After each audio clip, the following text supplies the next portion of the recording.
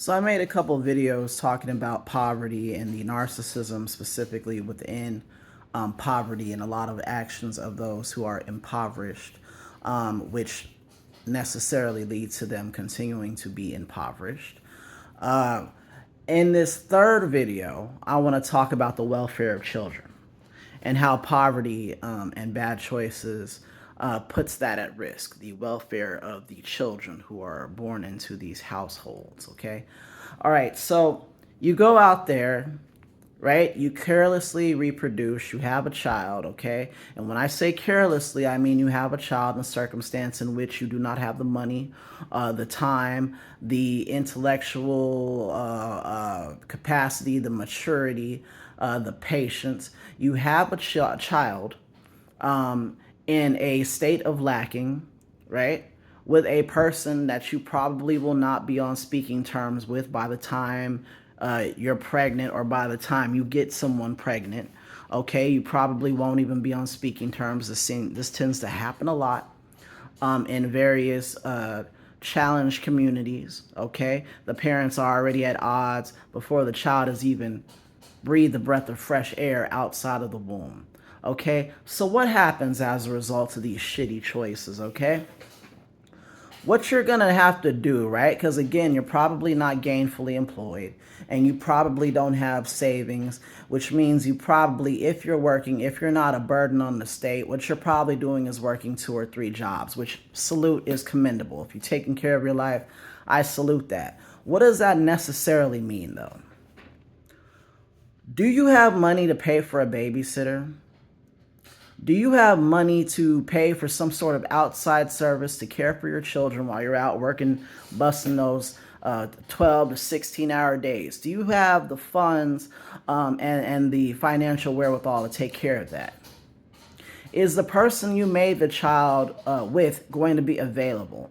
Generally not, because as I said, a lot of times in these challenging situations, the parents are already not speaking. They're at odds. They don't like each other. One, maybe the guy's not handling his responsibilities. Maybe the girl isn't handling her responsibilities. Something is happening. There's a disconnect, right? So long hours, no money for a babysitter, and your partner isn't working with you as they should, right? Because you just created a life. So this should be a team effort, but it very rarely is, which is why you found yourself in the situation you found yourself in.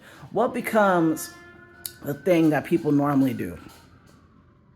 What normally happens is grandma becomes a mommy again, and she's got to raise kids all over again. And I do specifically say grandma because generally there isn't a grandpa in these situations, okay? Not one living in the same house with grandma in that case, okay? So grandma has to be mommy again, which I believe many of these people low-key have an issue with and are bitter about, and I don't blame them. You feel like you raised your kids during the prime of your life, and now you want to sit down. Now you got a whole other troop of kids to take care of because your daughter has to work or your son has to work or whatever it is.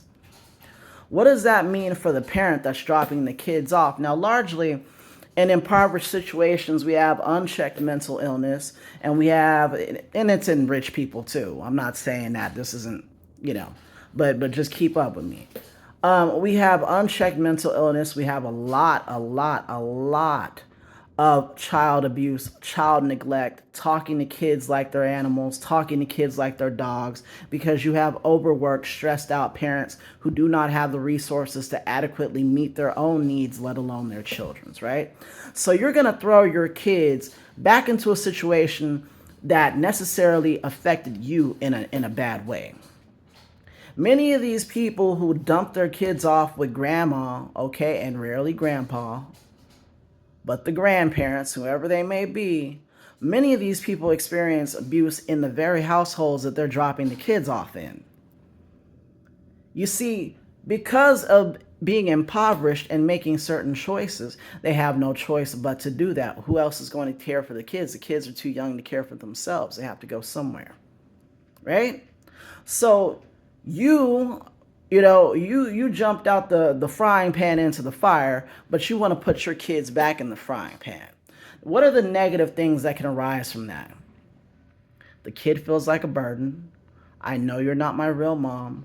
I know my mom drops you off here. You're doing this for me. You're old. You're tired. You're not happy about this. You have no problem letting me know. What are the other dangers? What are the other dangers? What has happened to a lot of people in these narcissistic, impoverished households that is egregious and horrible and life-changing and heartbreaking? Child abuse of a sexual nature, right? So again, your mom was a piece of shit raising you because she made the same shitty choices that you went ahead and turned around and made, right? So she found herself at a deficit in terms of resources for herself and for her children. So she took that out on you. She turned to men. She turned to whatever she turned to, bringing all kinds of strange men in the house, right? And what did that necessarily do to you as a kid who was subject to all this? You may have been touched inappropriately. You may have been touched. It may not have even been by somebody that mom brought into the house. It may have been by uncle or cousin or your older brother or whomever, because nobody can watch all you guys because we're too busy working 2-3 jobs because we chose to have babies before we were in a financially stable situation. So what you're doing is, you, as the person who's dumping the kids off on grandma, are throwing them back into the very same situation where you may have been touched. And that creepy ass uncle you have is still alive, and he still visits mom, even though mom knows what he did to you. But because these families believe in protecting the most evil amongst them, she's going to continue to let him into the house. And who's at the house now? Your little girl, your little boy, your seed.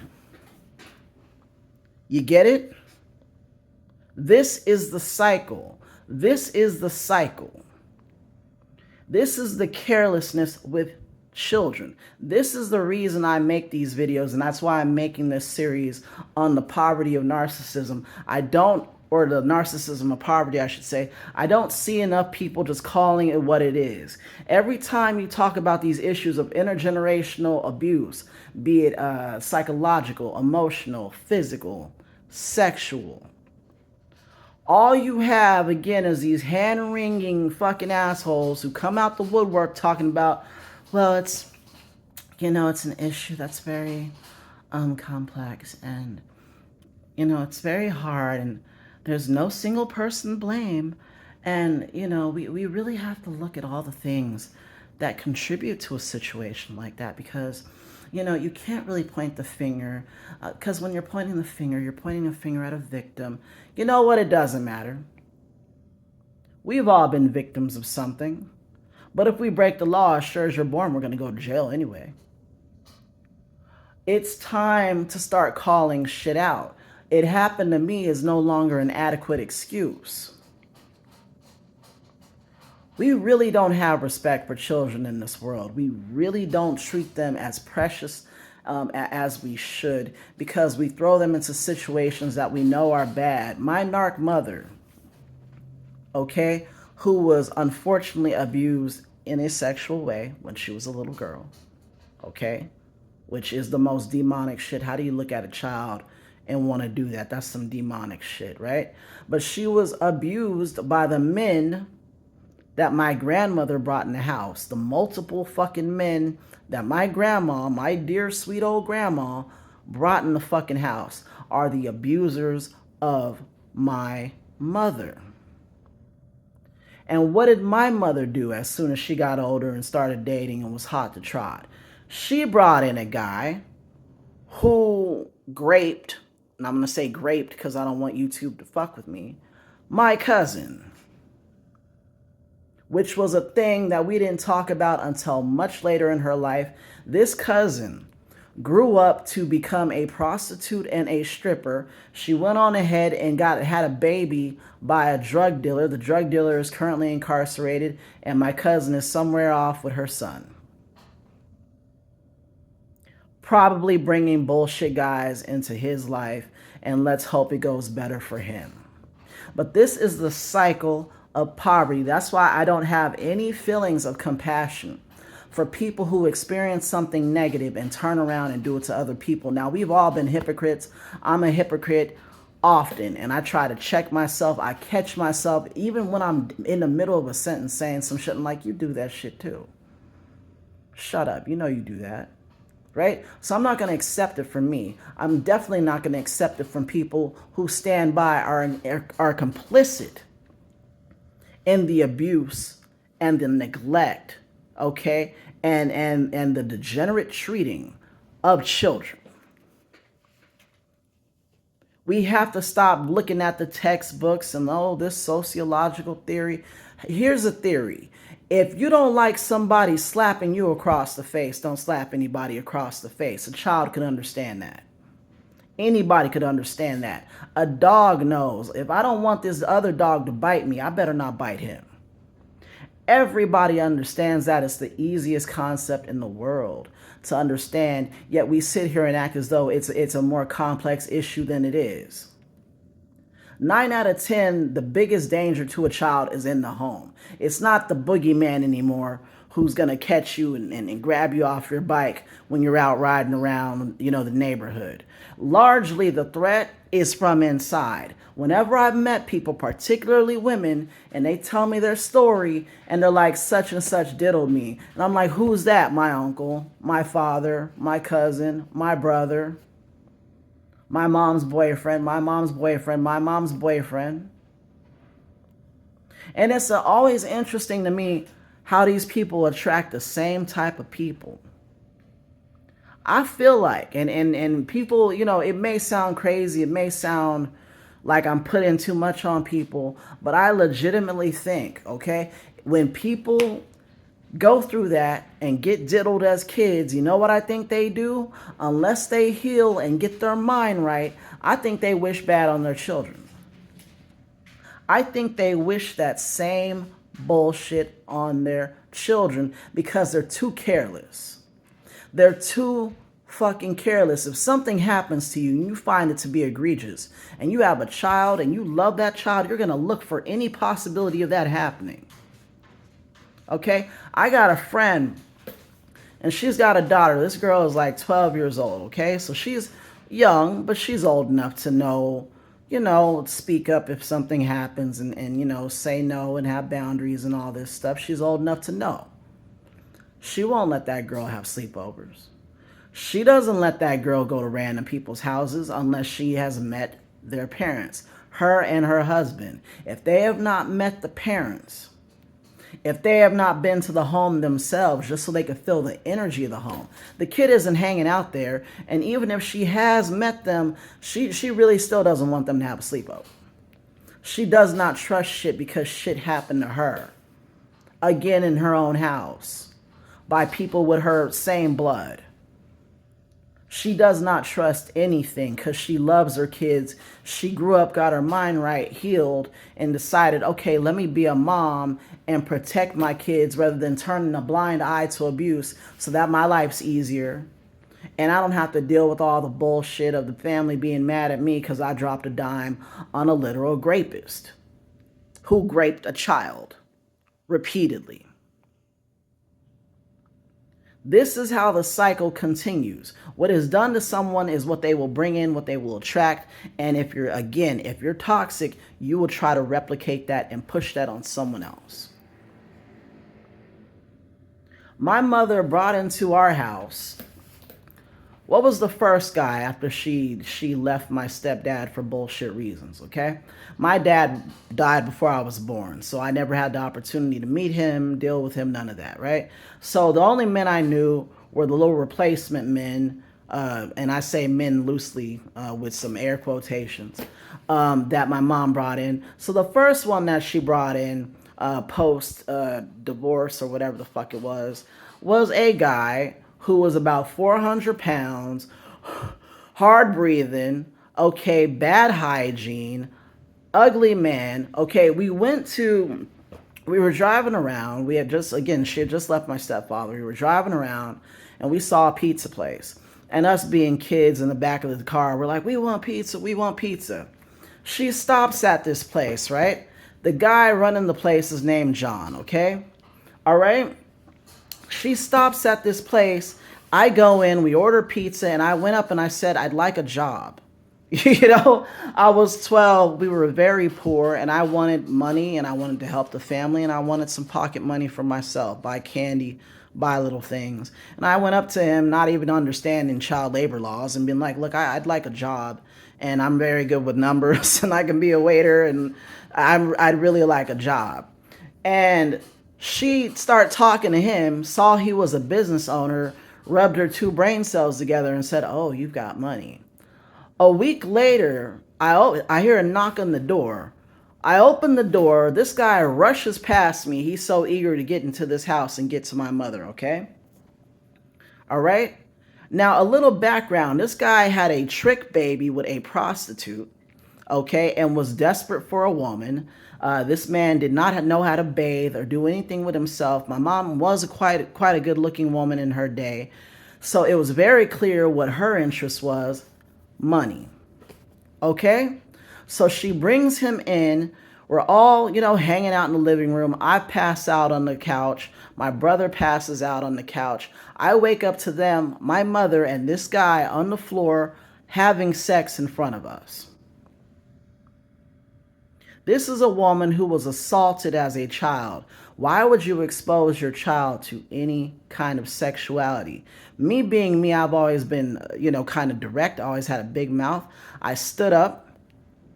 I grabbed my brother and I sternly said, as stern as I could say at 12, right? Because you don't want to ass kick. And I said, don't you ever do that in front of us.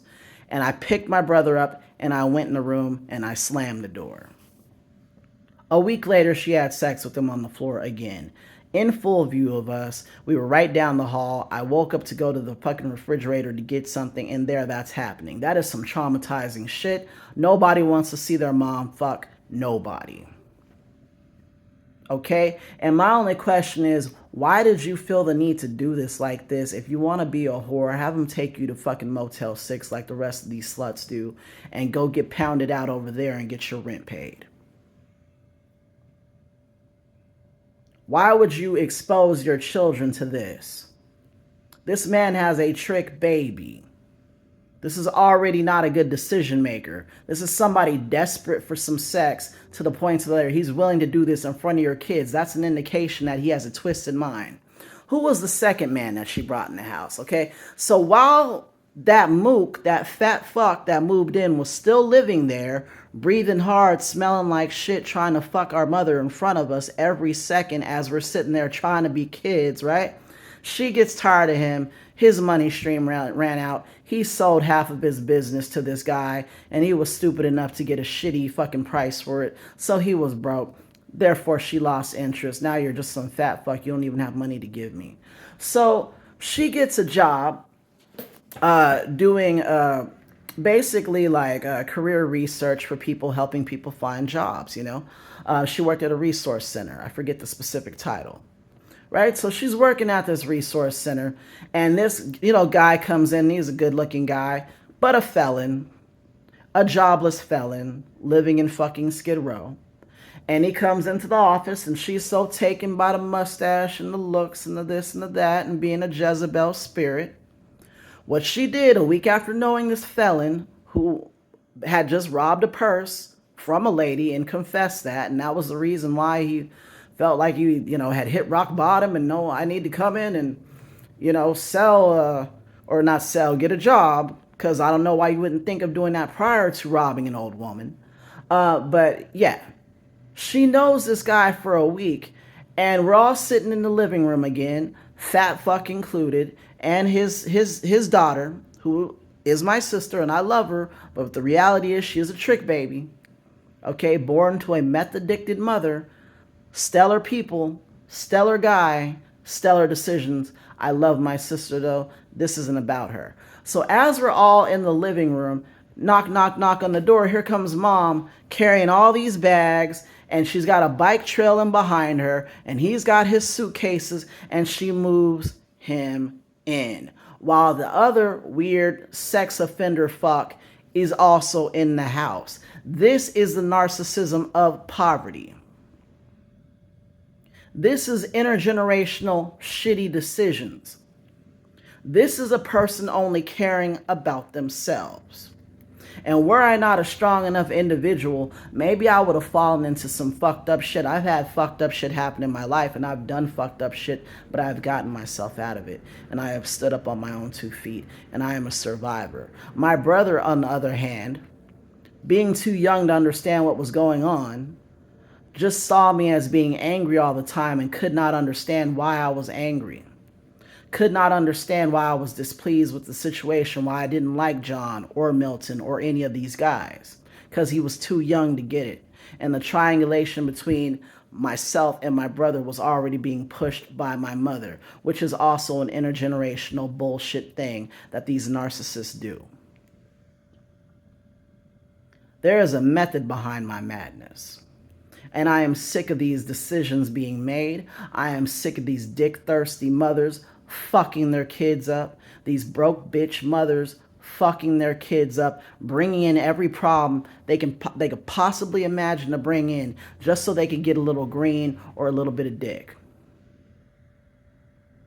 I am for the children. I am for society's victims. And it really seems to me like nobody really gives a fuck about children. That's a damn shame.